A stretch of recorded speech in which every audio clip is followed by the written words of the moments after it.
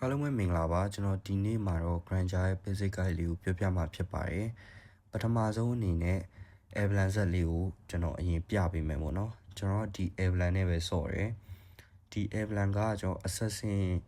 Avalanche ထဲမှာပါတဲ့ဟာတွေပေါ့နော်ကျွန်တော်ထည့်ထားတဲ့ movement speed တွေရော penetration လေးနည်းနည်းလေးပါတယ်သွေးလေးနည်းနည်းလေးတက်တယ် but display ကတော့ flicker နဲ့ဆော့တာပို့ပြီးတော့အားပေးပါတယ်အဓိကပထမဆုံးအနေနဲ့ကျွန်တော်ပြောရမယ်ဆိုလို့ရှိရင်အဲ့ဖက်နှက်ဝယ်တဲ့ကိစ္စပေါ့နော်ကျွန်တော်6လိမ့်မှာတာချင်လို့ရှိရင်ဖက်နှက်ကို15စက္ကန့်လောက်ပဲဝယ်တယ်15စက္ကန့်ဝယ်ပြီးတော့ကျွန်တော်အရှိထွက်တယ်ပေါ့နော်အဲ့15စက္ကန့်မတိုင်ခင်ရောင်းလိုက်လို့ရှိရင်အဲ့ဈေးအတိုင်းပြန်ရတယ်အဲ့တော့ no attack speed ဒါမှမဟုတ်လို့ရှိရင် damage အတွက်ကျွန်တော်ပြန်ပြီးတော့ဝယ်လို့ရတယ်အဲ့တော့နည်းနည်းလေးပိုတာပဲမို့တာမယ်ပေါ့နော်အဲ့နည်းနည်းလေးကပို့ပြီးတော့စကားပြောတယ်ဗျာသိလားပြီးတော့ Granger ရဲ့ scale 1ကိုကျွန်တော်တို့ let's hit အတွက်ပဲထားရများအရင်တော့ဆိုလို့ရှိရင်1ကဖြတ်ပြီးတော့ပြန်နှိပ်လို့မရအောင်အခုဆိုလို့ရှိရင်နှိပ်လို့ရတယ်အဲ့တော့ let's hit ကိုစားတာအဆင်ပြေရပေါ့နော်ဘာလို့ let's hit စားရလဲဆိုလို့ရှိရင်သူ့မှာ stack လေးရှိရယ် crit တကောင်ကို let's hit ရလိုက်တယ်ဆိုလို့ရှိရင် stack က6ခုရတယ်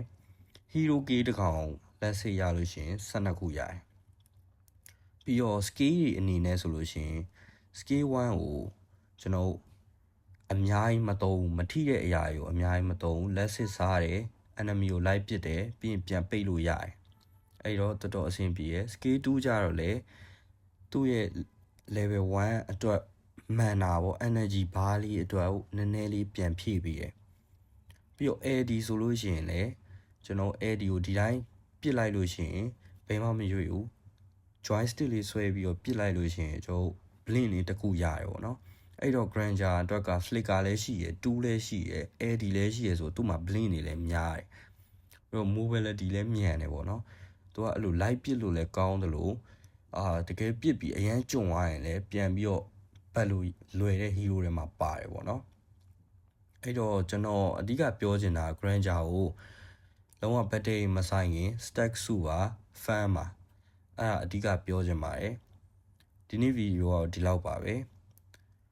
ဒါအားလုံးလည်းနားလည်သဘောပေါက်မယ်လို့ထင်ပါတယ်အားလုံးကျေးဇူးတင်ပါတယ်နောက်ဗီဒီယိုမှာပြန်တွေ့ပါမယ်